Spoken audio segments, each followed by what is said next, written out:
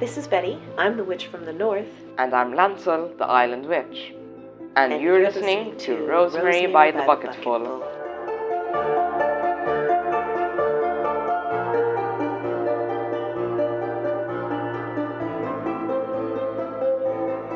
Welcome back to another episode of Rosemary by the Bucketful. If you're new here, I'm Betty. And I'm Lancel. And today's episode is on finding community. Before we begin the episode, we do have a few announcements. The first one being that we are on a new platform. So we are now on Spotify, YouTube, and Google Podcast. Lancel will give our listeners the other announcement at the end of the episode, so make sure that you stay tuned until the end to hear our exciting news. We're going to begin our episode today with just a brief kind of reintroduction because, as many of you may know, we have been on a break. So, Lancel, did you want to start us off with the introductions? Yeah, so it's been like 5-6 weeks since last episode. So, Betty had a mental health break and I had exams to study for. So, we're back. And we also reached 500 listeners. So thank you everyone for your support and your patience. It means the world to us. As I said, we are going to be talking about community today and why we believe that this is an important topic. We are going to start with the difference between covens and communities because we were just speaking about this. We think that sometimes there's a very vague definition between the two. And so we want to just kind of clarify what we're speaking of when we're talking about community. Did you want to start us off with that, Lancel? Yeah, I agree. It can be really vague because some covens aren't really formalized. But for this definition, we're going to say that coven is a formalized group, while community isn't necessarily formalized. They might hold sacred space together, but there's no real hierarchy. Yeah, that's kind of where I was going with my definition as well. So I wrote, the word coven refers to a group or gathering of witches and usually incorporates a hierarchy. So the word coven actually remained largely unused in the English language until around 1921 when Margaret Murray promoted the idea that all witches across Europe met in groups of 13, which they called covens. So in Wicca and other similar forms of neo-pagan witchcraft, a coven is a gathering or a community, as Lancel said, of practitioners who get together for like rituals or celebrating Sabbats.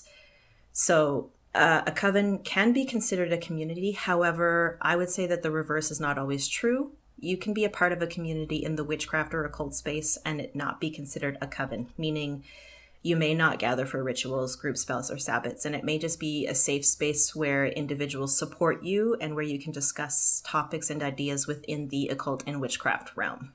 Nor it be 13 people specifically. Exactly. I think that this distinction is actually extremely important because there are many solitary practitioners who will never join a coven and who will never want to practice with other witches, which I think is completely okay. And I want to stress the point that even if you're not part of a coven, your craft and practice is still 100% valid. I myself consider my practice to be solitary, and I have practiced with other witches on occasion, but the bulk of my practice is alone. Yeah, that's the same case for me. So for me, why I think finding a community is important is... Well, I consider community to be one of the most important parts of my practice. And the reason being is because, as I said, I'm a solitary practitioner. I do the bulk of my practice alone. But I like to have a space where I can go to express my ideas and talk about maybe some of the backfires of spell work and so forth, or just, celebrate my successes or work through my failures and just have a community that I feel supports me overall in my craft and on my life's journey, because I feel like that is super vital to my growth as a person and as a practitioner. Yeah, it's the same for me. And I think since we're a minority, it's gonna really be helpful to find a community. So we don't worry that we're all crazy. Yeah, it's nice to gather with people who have the same beliefs as you do. But right now, I want to specify for what's happening right now. You shouldn't be meeting up unless you're social distancing or wearing a mask. And preferably, it's gonna be an online meeting now. Yes, I think that is so important to address, especially as you said, with the pandemic going on and just the safety of everyone.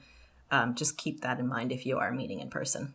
So, did we want to talk about some of the examples of what to look for and what to avoid, and maybe some, like, as you said, toxic communities?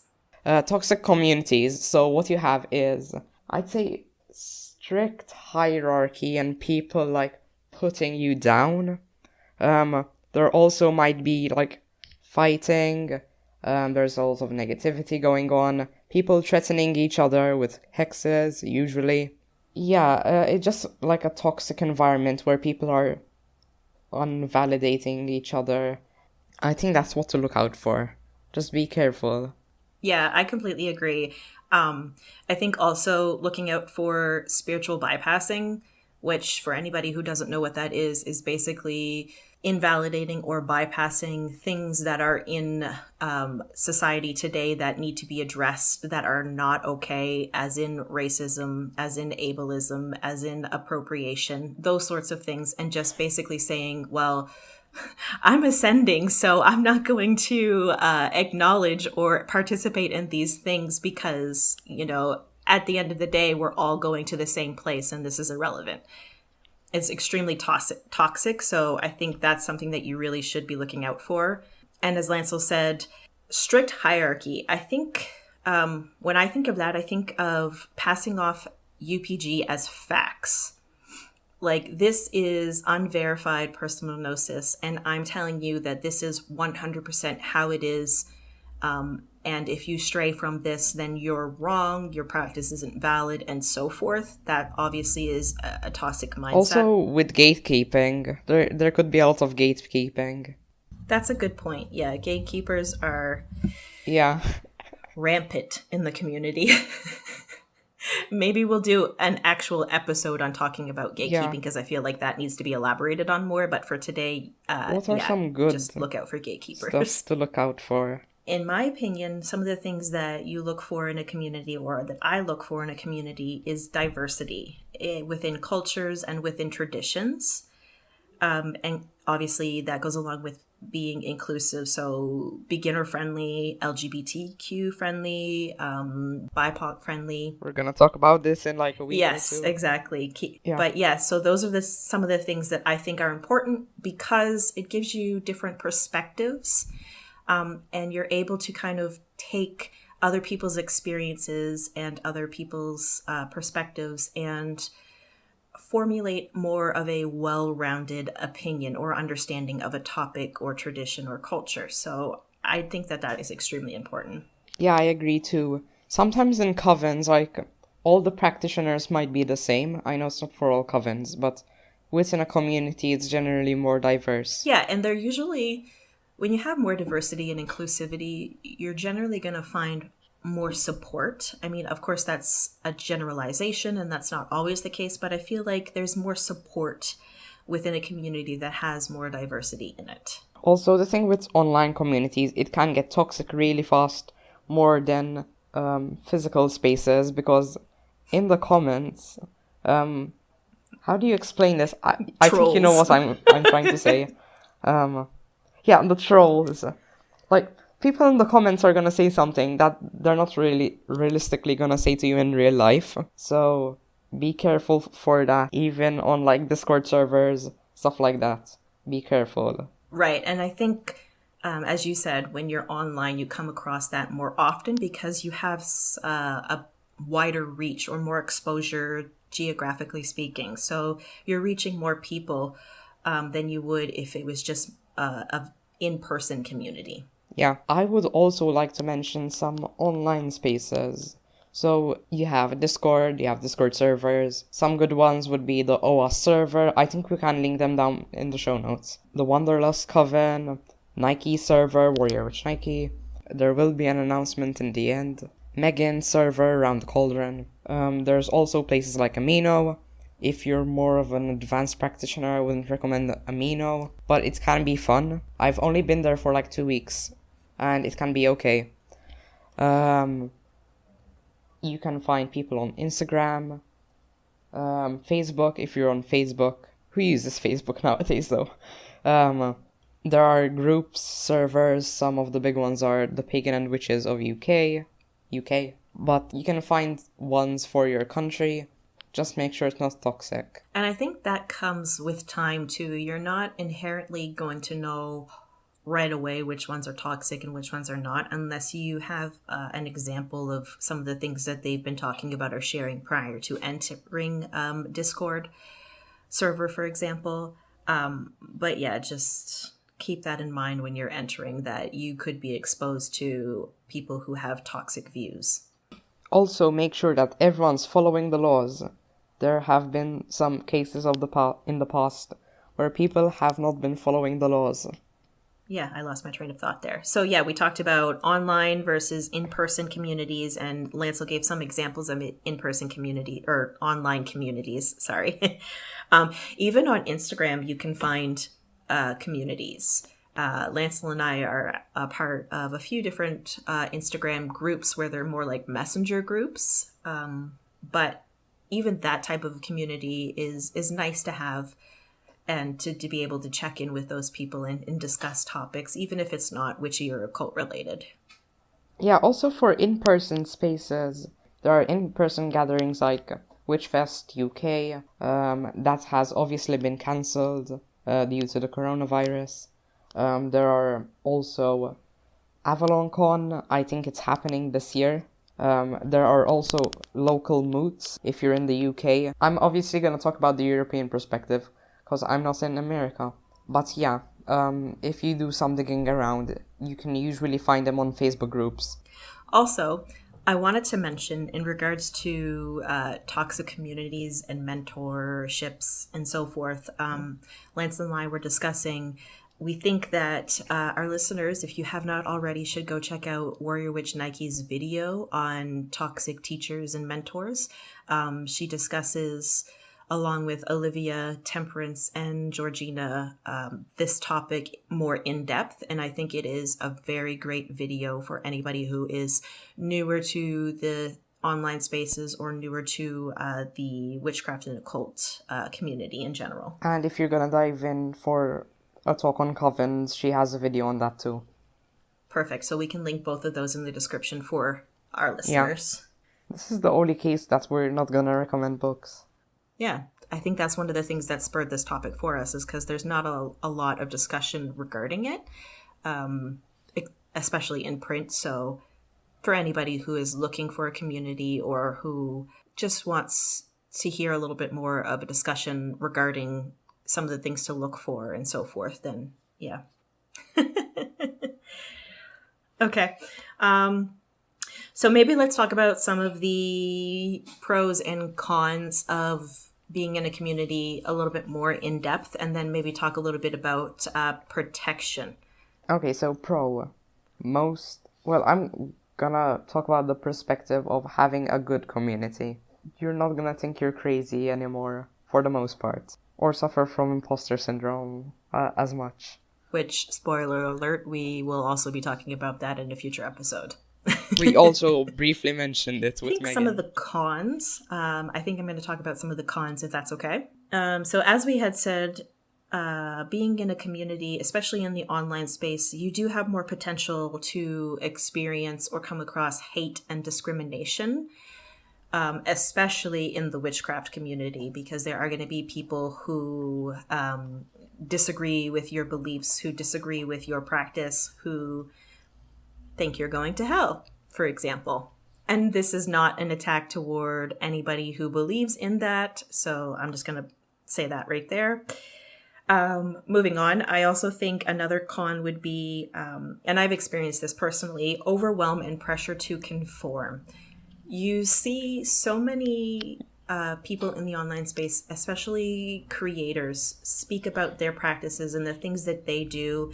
And these people may be even further along in their practice than you. And you start to experience imposter syndrome. You start to question whether or not your craft is valid, if you should be doing things differently, and so forth. And this can lead to things like burnout. Yeah, it can be like a game of playing catch up. I know that with some bigger content creators, it was like that for a bit until I started getting to know them more. Yeah, the whole thing with hate comments, it's true. I was like die hard laughing because I just remembered being sent like a Saint Peter prayer card on Twitter on one of my tweets. And it's not only the Christians, it's the pagans too. Yeah, I was called a murderer by a lot of vegan pagans on my talk about diet and reciprocity between those who eat meat and those who are vegan.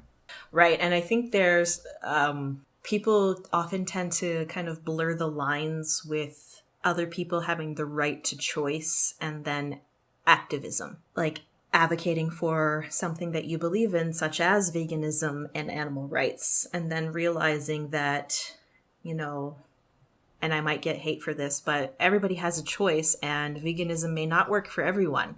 And we have to be aware of that, especially in this capitalist society, right? Like, it's just... Yeah, because some people can't afford to be vegans, it can be expensive, and some people need to eat meat. It's different for everyone. And that's going to be an unpopular opinion. We're going to get some hate on that. Yeah. I know we are, but it's true. Yeah, some people need to eat meat, yeah. When I first, because I am vegan, when I first became vegan, I was extremely active in the community, and I felt very strongly about my views and advocating for a vegan lifestyle and for animal rights. And the more research I did and the longer that I lived this lifestyle, I realized that it isn't for everyone. It's not practical to assume that everyone can do this. In an ideal world, maybe.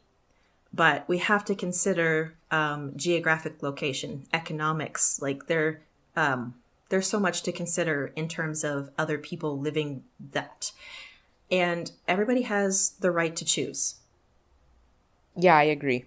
And you're not going to convert somebody into a vegan lifestyle or a Christian believing what you believe. Yeah. Yeah. You're not going to convert somebody into your lifestyle or believing what you believe by showing them hate and calling them a murderer. Yeah. And maybe we might not include all of this, and maybe we will, but yeah. That's my thoughts I agree on anyway. That. Yeah, like being called like you're going to hell from a Christian isn't really mean. Is really mean.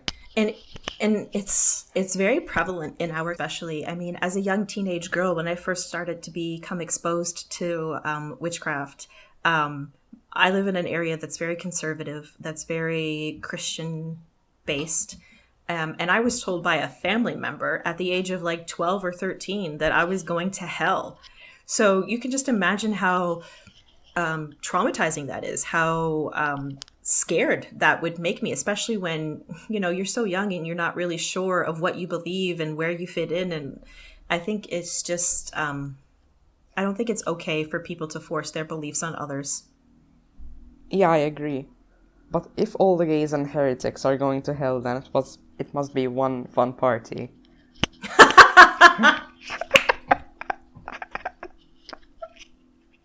Yeah, right. There's a great Marshall, the Witch of Southern Light. He always shares in his stories comments and stuff like that he gets on his TikTok videos and so forth, because he gets this quite a lot. And I always enjoy the way that he responds to these people. But it's like they feel like they're entitled to tell you how you need to change your ways and convert, or you're going to hell, or that, you know, their God died for you to live the life that they believe you should live. And yeah. Maybe we should cut that out. I think we should close off this topic. Yeah. We're going on a tangent now. Yeah, I agree.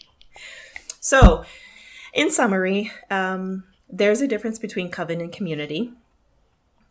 We talked about some of the things that you should look for and some of the things that you should avoid, some of the online spaces that you can join a community or find your community. And we encourage any new practitioners or any practitioners who maybe feel like they don't have a community to go out there and seek one, because it's going to help you feel not as isolated and connected. And I've grown so much since joining the online space and finding a community. So I'm super thankful for that. Yeah, I agree. I'd say join a community if you feel compelled to. If you don't want to join a coven. Right. And if you're somebody who maybe doesn't like the idea of a coven but would like to still participate in like group spell work, there are, as we said, communities who offer that. Like in the OWASP Discord, they sometimes do like rituals for Sabbats and so forth. So you can still find that if that's something that you're looking for. Yeah, I agree. Great. So do you want to end it off with our exciting announcements for our listeners? Okay, so we are planning to open a Discord in mid-April, possibly late March. I still need to do a lot of stuff, but there's gonna be a Discord server. It's gonna be open to everyone. It's gonna be linked in the show notes after mid-April, maybe end of March, if I announce it here. And it has a cheesy title. It does, but hey, it's all good, right? We encourage everybody who feels like maybe they don't have a community or who would like to talk to us more regularly to join the Discord server. We would like to grow and expand and build our own little community for Rosemary by the Bucketful. So yeah, join us. I'm just regretting it naming Rosemary by the Covenful, and we just okay these covens right. and communities. All right, maybe we should end it off with our handles and everything. All right, so I'm Betty. I'm the Witch from the North. You can find me on Instagram and YouTube at the Witch from the North, and pretty much across all platforms. And you can find me at Lancel D on Twitter, THE, and Lancel the Island Witch on Instagram. And you can follow our page on Instagram at Rosemary by the Bucketful Podcast.